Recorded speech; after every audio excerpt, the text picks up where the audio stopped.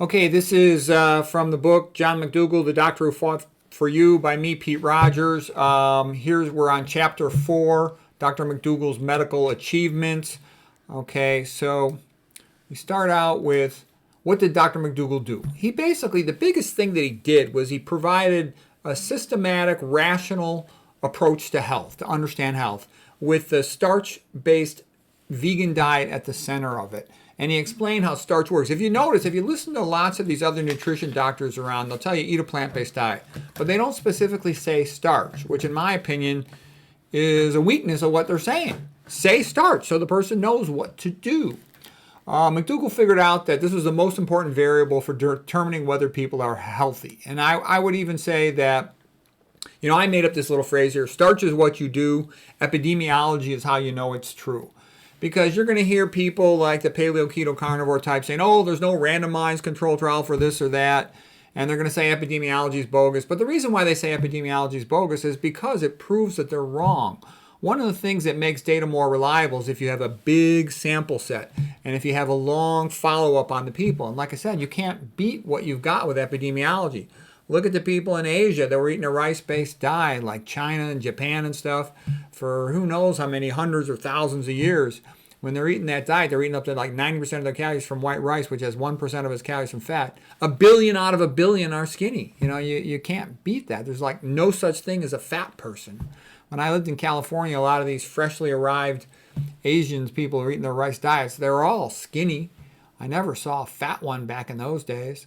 Dr. McDougall had figured this out too, and Dr. McDougall would say, you can see the truth. And he mentioned that when you look at an Asian family, the grandparents would be all skinny and healthy, eating their rice-based traditional diet. Then the middle-aged ones who were partly westernized in their diet would be a little fatter and sicker. And then the kids would be little blimps, Oompa Loompas, fat like the American kids from eating all the junk food.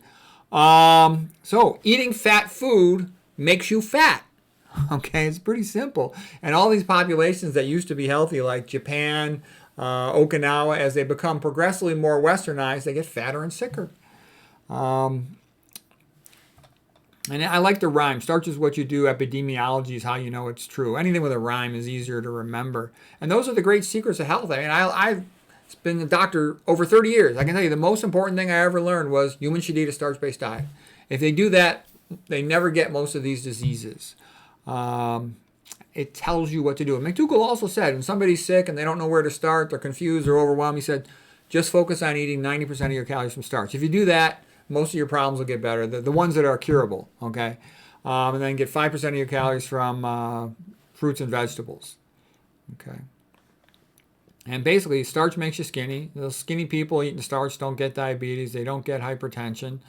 And because they don't get diabetes and hypertension and they don't get fat, they don't get atherosclerosis. That's the main problems, Diabetes and hypertension are the gateway diseases for all these other problems. Okay, they also have a really low risk of cancer, and simplicity is a good sign. Like Schopenhauer had said, simplicity is a mark of truth. It works, and it has to make sense. Okay, here's a good quote by Arthur Schopenhauer: "Simplicity has always been held to be a mark of truth. It is also a mark of genius. Students and learned persons of all sorts and every age aim as a rule at acquiring information rather than insight. Information is only a means towards insight, and it's of little value by itself. For the man who studies to gain insight, books and studies are merely rungs on the ladder in which he climbs to the summit of wisdom. Thinking in search of insight is what makes a man a philosopher. The object of science is to recognize the many in the one, to perceive the rules in any given example, and not to go on counting up facts ad infinitum." Yeah, so basically, what more do you want? Eat starch, okay? It's almost too simple to be true, but it's obvious. If you go to the zoo, the zookeeper knows what to feed the chimp, okay, or the other animals. Human doctors really ought to know what to feed people, but they don't. It's not taught for all the reasons we talked about, because there's no money in it. Starch is a polymer of glucose, stretches the stomach because it's low caloric density, and you get like 1 calorie per gram. Fat's like 9 calories per gram. Sugar would be like 4 calories per gram of pure carbohydrate. So because of that, stretches the stomach, early satisfaction of hunger, and then it takes a lot of time for the intestinal enzymes to separate the fiber from the glucose, so you get slow absorption, relatively normal blood glucose, only a slight spike in it for a prolonged amount of time. So you satisfy your hunger with the fewest number of calories. It keeps you healthy. It has the effect of being like a slow release energy people. McDougall figured this out in every way you could figure it out, and he taught everybody this. And that's why he had the greatest improvement effect on health of anybody, any doctor who ever lived. Okay, McDougall says starch is the best way to satisfy hunger. Yeah, fruits I think are good, but they don't satisfy hunger as well as starch does. Okay, and then he also proceeded to explain it in every possible way. Other things about starch: they store well, they're cheap, they're the healthiest food. They don't tend to accumulate toxic chemicals the way animal foods do. Potatoes and sweet potatoes are complete because they're tubers growing out of the ground. They have everything except vitamin B12. Grains and legumes tend to be short in vitamins A and C. Fruits and vegetables provide plenty of A and C to supplement them. Epidemiology shows that giant populations all over the world, as Dr. Mcdougall said, all healthy, all large healthy populations eat a starch-based diet. There's no exceptions. There's no such thing as a fruitarian population, even though fruits, I think, are better. I think he actually undervalued fruits a little bit, but we're not going to get into that right now. The research study and the data from Kempner, Burkett, Blankenhorn himself, Pritikin, Campbell, and Swank, it all shows a plant-based diet works best. Migration studies, like we just talked about, the Okinawa people, the Japanese people, when they go to Hawaii, they start getting a little westernized, fatter and sicker. Then they go to California, more westernized, fatter and sicker. The more westernized their diet, the fatter and sicker they become, any population. And it's always that way. The old traditional plant-based diets are the healthiest, and the more they move towards a westernized diet, the fatter and sicker they become. The average vegan Seventh-day Adventist male is to be about 85 and female to about 89. And McDougall worked with them, and he said that they weren't even as healthy as they could have been, such that it implied that if people really followed these diets, the average life expectancy would probably be higher than these numbers. That's the highest well-documented recorded diet in the literature that I'm aware of. Okay, let's see. Oldest living person in history ever was that French lady. She lived 122 years of age. The Bible has thought people can live to about 70 for a long time. In Psalms, part of the Old Testament, it says 70 years are given to us, and some may even live to 80.